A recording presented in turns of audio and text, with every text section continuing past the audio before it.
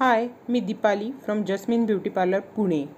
केसांना मेहंदी लावावी की हेअर कलर यामध्ये असलेले कन्फ्युजन आजही मोठ्या प्रमाणात आहे व त्यासाठी आज आपण केसांना मेहंदी का हेअर कलर लावावा याबद्दल माहिती घेणार आहोत.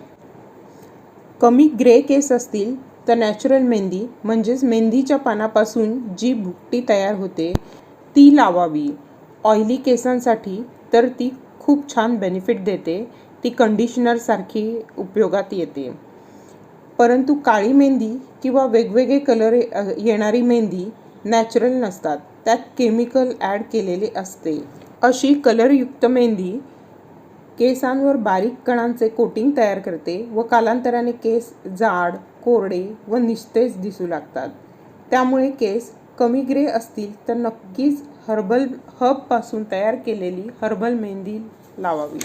नॅचरल मेहंदीमुळे काहीसा ऑरेंज म्हणजेच मेहंदीचा ओरिजिनल कलर येतो.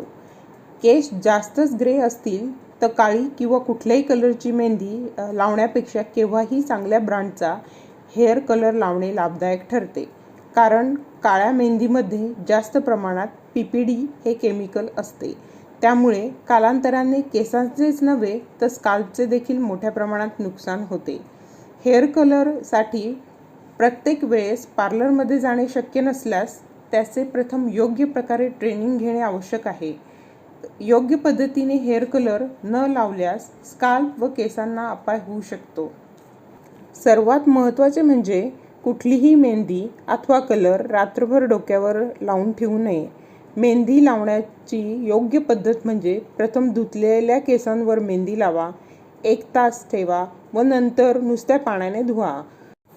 केस सुकले की हेअर ऑइलने मसाज करा व दुसऱ्या दिवशी केस शॅम्पूने धुवा.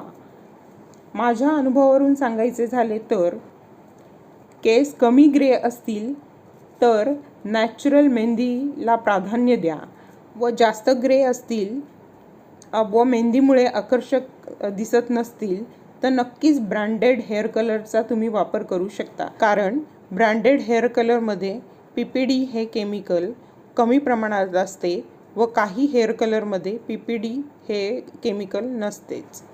हा माझा व्हिडिओ तुम्हाला माहितीपूर्ण वाटत असेल तर नक्कीच तुम्ही लाईक बटनवर क्लिक करा. हा माझा चॅनल सबस्क्राईब करा, शेअर करा व बेल आयकॉनवर क्लिक करा. थँक्यू.